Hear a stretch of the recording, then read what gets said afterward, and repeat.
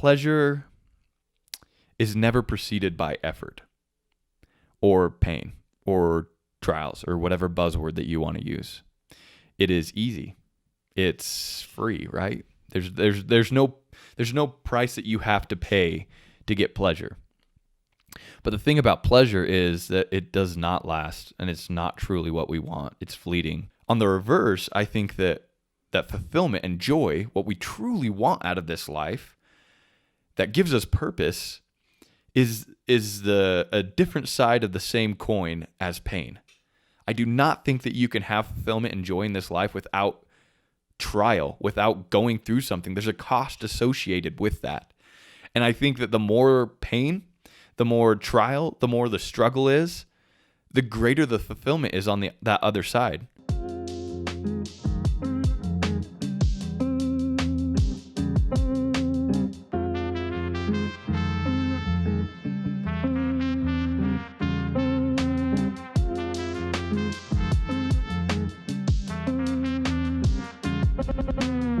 My friends, welcome to the first ever episode of the Sore Feet Show. I'm going to be your host, Ben.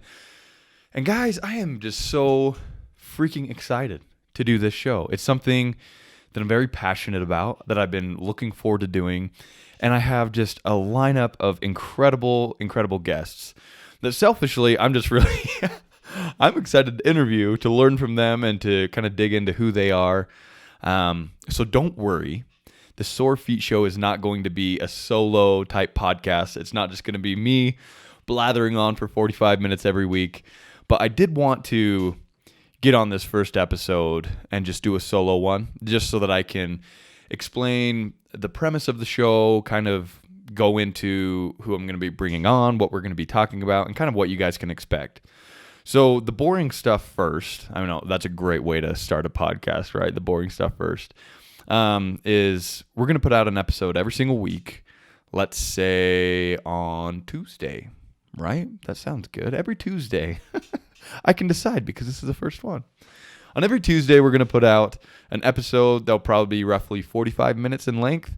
This might change because we haven't done any of these yet, and we might go way longer. It might be way shorter, but we're going to kind of try to stick to that 45-ish minute. And so what this show is going to be about, the Sore Feet Show, it is an outdoor-based podcast, and like the name says, Sore Feet, we are going to be talking about the hard stuff, the painful stuff, challenges, trials, difficult things that we experience in the outdoors. So I'm going to be digging into our guests about what kind of challenges do they face, what kind of pains and struggles do they have in the outdoors, or what crazy things have they been through? How did they overcome those things? And why do they continue to go out into the outdoors amidst all this craziness, amidst all of the pain and the challenges? And the guests that I'm going to be bringing on are going to be outdoorsy people, right? It's an outdoor podcast. But I'm not trying to target the most elite of the outdoor industry. I am trying to get kind of the whole spectrum here. So I do have some like seasoned veterans that go on crazy backpacking trips and do all sorts of crazy stuff that way. But everyone down to, moms with 4 kids that are really just trying to get out to the park, because I feel like there's things that we can learn from every stage along the journey. And also with this podcast, I don't want it to be me being up here and trying to teach you guys everything that you need to know about how to be a successful hunter, because I don't feel like I fit the role as that teacher and that I have it all figured out. And some of my guests might feel that way about them, but that's not the focus of the show. I do think that we'll probably get into some tips and tricks, of how do we get started into backpacking or whitewater rafting or rock climbing or some of those type of things. But really the focus is going to be what challenges are they facing and how are they overcoming these challenges, right? It's just this whole premise is something that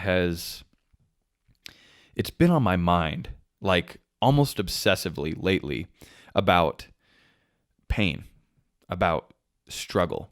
And in life, I think there's 2 types of pain that we experience in life. There's involuntary pain and there's voluntary pain. So involuntary pain is the things in life that we can't avoid, right? It's involuntary. And that could be, a parent dying, or getting fired from a job, or you break your leg, or, you get sick. These things that are going to happen that are unavoidable. I guess some of them, that are because of bad choices that we make that we have this pain. But I think it was Buddha that said, yes, it was Buddha that said that all life is suffering. It's a happy sentiment, right? But it's true. I mean, there's nobody that's going to go through this life without experiencing pain, without experiencing hardship. There's some things that are just unavoidable. And so that's the involuntary side of pain. The voluntary side of pain, just like the name says, it's voluntary. We're volunteering to put ourselves through this pain. And examples of this could be you're going to go run a marathon, or it could be like a simple cold plunge, that you're volunteering to put yourself in an uncomfortable state or to put yourself through pain.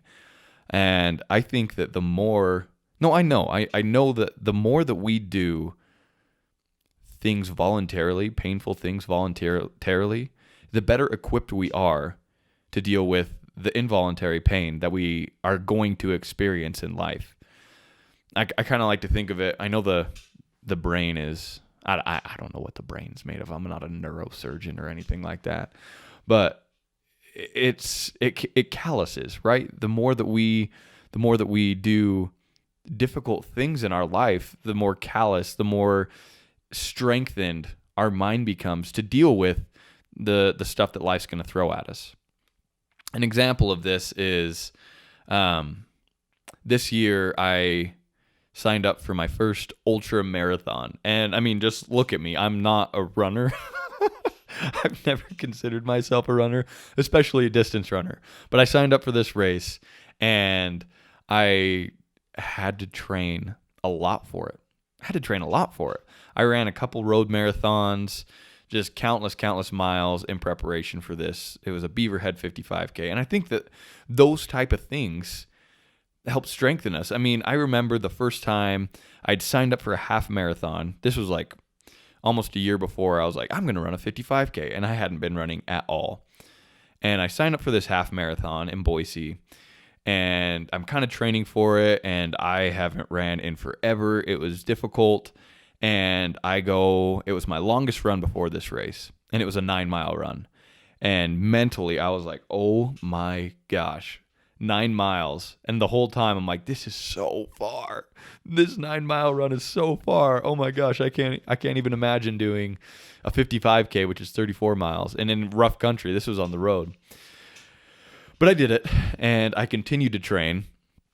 And right before the race, I mean, there was marathons that I was running, but also just in training, like I'd go out and I'd do like a 15 or 16 mile run, and it just it really didn't seem like a thing. And that's not because I'm special. That's just because I've calloused my mind. I've put myself through pain in the past, which makes me mentally and physically more capable of dealing with these bigger tasks in the future. And so, yeah, that's just been something I've been obsessing over lately is the voluntary, involuntary pain. And the more that we can put ourselves through that voluntary stuff, the better equipped we are to deal with life. I think I've said that a couple times now. But I think that just directly applies to what this podcast is, about the challenges that we face in the outdoors. It's not easy. Even if you're just trying to get kids loaded up in the car to go to the park, right? There is a challenge associated to that. And so I want to learn from our guests of how they're overcoming it. Why do they overcome it? Why do they continue to do these things?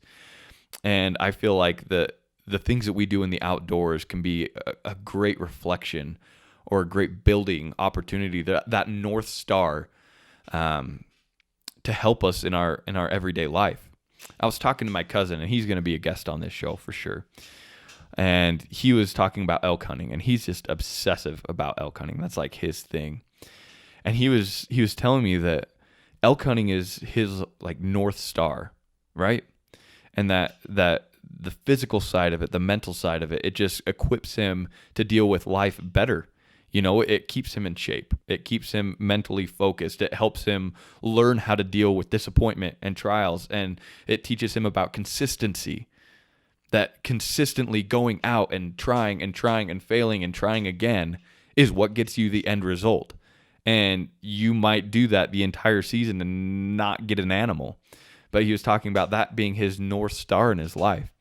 And so we're going to really dig into that with some of our guests. And another part of this that I hope gets brought up, and so I'm going to bring it up now because I can say whatever I want right now. But in life and associated with all this pain and struggle and everything that we're talking about, I've been thinking a lot about the difference between pleasure and fulfillment or joy. You can switch those two words out, fulfillment and joy. And how on the surface they seem like the same thing. They really do. On the surface level, pleasure and joy are both things that we want out of life. And they bring us this sense of happiness, fulfillment, right?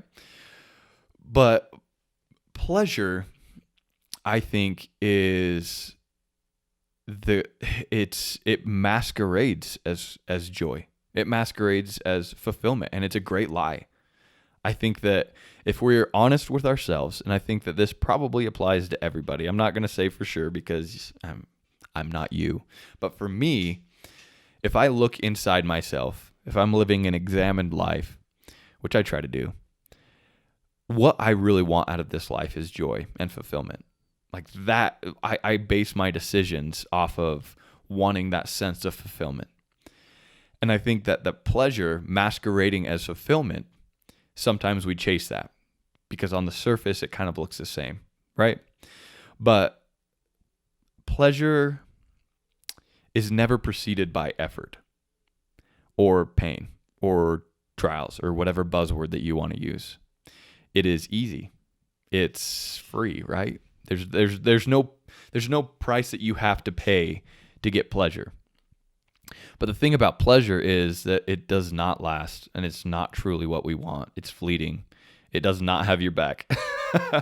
And so an example of this is going down to your basement with a tub of Ben & Jerry's, hopefully Cherry Garcia, if you have any culinary taste at all, and binging out on your favorite Netflix show. That is pleasurable, right? It's easy. There's no effort involved. You're laying on your couch, you're watching Netflix, you're enjoying yourself. But if you feel a life of eating Cherry Garcia in your basement, watching Netflix, you will have a terrible life.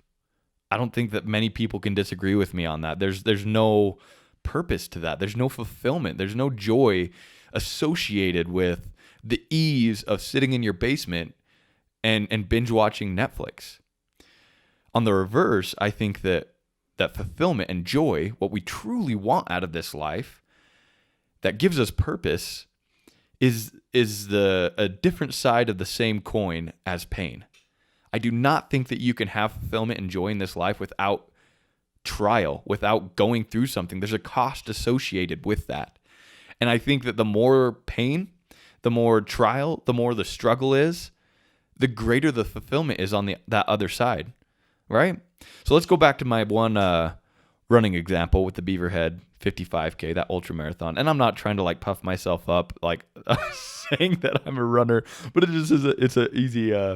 It's applicable, right? So if Thanksgiving's coming up, and kind of a tradition that a lot of people do is like a turkey trot, right? And that is a 5K, so it's 3.1 miles. It's not very hard, but it is. You're exerting effort. And so if I were to go and run this race, I'll get a little bit of fulfillment. I will. It's not the pleasure side of it. It's not that there's no effort involved, but the input, the cost that I have to pay is pretty minimal, especially depending on how fast or how hard I want to run. Most likely I'm with a couple people that haven't ran very much, and it's just kind of an easy, fun, or laughing, whatever. And at the end of that race, it's good. Yeah, it's good. There's some joy, there's some fulfillment involved with that, sure. But compare that to like that Beaverhead 55K, the ultra. the amount of effort, the amount of struggle that I had to go through, not just in the race, but in the training up to that race, was way more than a turkey trot at Thanksgiving time. And the joy and the fulfillment that I got out of that is going to be 1,000 times what I got out of just running a turkey trot. And so I think there's a direct correlation between the effort that we put in and the joy or the fulfillment that we get in the other side. I'm a big hunter, and I love archery hunting. That's like my thing. And I think that I'm attracted to it so much because of the fulfillment and the joy that I get from it. And that is because it's so freaking hard. I drew an early season mule deer tag last month in August. And I'd never hunted mule deer with a bow before. I'd heard it was a big challenge. And I headed to an area that I hadn't really hunted much before. And it kicked my butt. Like, I did not think I was going to get it out on the other side of this hunt. Just the country was it was huge. It was huge. It's way bigger than the elk country that I had been chasing elk in or whitetail. It was just massive mountains. Everywhere that you were going was up or down and like super steep. And you look across a basin or something, and it's just like over a mile that way, and it's going to take you hours to get over onto these deer. And they're so keyed in. You have to be so freaking sneaky to actually get one of these animals down. There's a million different things with wind and sound and just so many different elements that have to go perfectly if you're going to get one of these mule deer down. And I spent almost the entire month failing at hunting high country mule deer. Luckily, the very last week of the season, I was able to arrow a really nice big old 3-point that I had been watching all season that I actually stalked on 2 other times and blew out. So I was able to get him, and that sense of fulfillment was just huge. It was huge. And this month I'm hunting elk, and I've been a little bit spoiled with my elk hunting in the past couple years. I wouldn't say that it's easy. Last year it was pretty easy though. Like, it was a couple days into the season. I was sitting water, so not much effort. And I shot. It was actually, I don't know if you can actually see it in this video, but this bull behind me, it was my best bull elk to date. And arrowed him. It was awesome. I'm still super pumped about it. But there wasn't as much effort put into it. And so this mule deer, I just feel way more accomplished on killing that mule deer than that elk that I did last year. And this season, I'm just getting my trash kicked on elk. It's been super hard. And I mean, who knows? I might not get one this year, but I'm going to consistently try to keep going out and try to get one down, and we'll see what happens. But anyways, back to the whole thing of fulfillment and pleasure and all of that.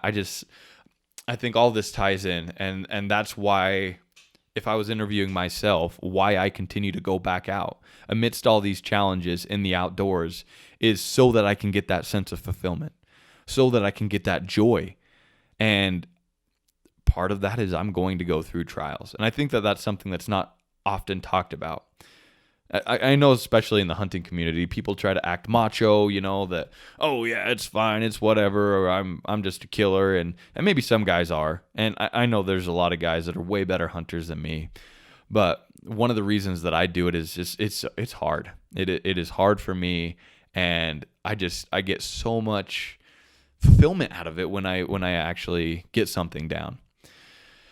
And one point that I want to make sure that I touch on before we end this episode. I know I've been rambling on for forever. You guys are like, "Oh my gosh, please bring a guest on. We don't want to hear you talk about yourself the whole time." But I want to point out that I think that the joy and fulfillment side of things is not only when the task is completed. So if I was going backpacking, I'm not only getting the reward when I reach the summit, or I'm not only getting the reward when I'm back home taking a shower, right? I think that it's along the way, amidst those trials and those hardships, that you are getting this dopamine release. There's actually been studies done when you're working up towards a goal, that the dopamine release, those happy chemicals inside you that just fill you with life, that the dopamine release is greater in working up towards that goal than in actually accomplishing it. You do get a dopamine release when you accomplish it. But I think one of the studies that they did, they were studying marathon runners, and the work up towards a marathon, you're actually getting more dopamine in working up to it and amidst all this pain and all this struggle than actually finishing the race. For that Beaverhead, I know I'm bringing it up again, but in that Beaverhead, I didn't run the race for the finish line. You run the race for the race, right? And I know that along the way, that was some of my fondest running memories, was training and just pushing myself to super hard things for me. I mean, some of you guys might think that's just easy. I'm sure you guys are a lot tougher than I am. But for me, I was training through the winter, and there were a lot of days where I'd go have like a 15-mile run, and it's like 2 degrees outside. And I'd put on every single layer that I had, and I'd get done with the run, and my eyelashes would be like frozen shut.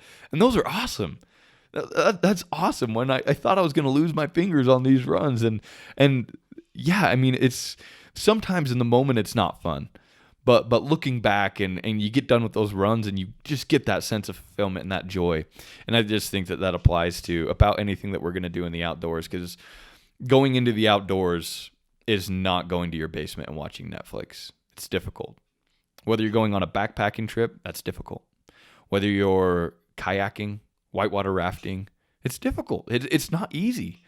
Or if you're just loading kids up and going to the park, there is challenge involved with all of that. And I just think that it's such a great teacher, just like that North Star analogy, that we can learn so much from the outdoors and going into the outdoors from that we can apply to our everyday lives. So I've rambled on long enough.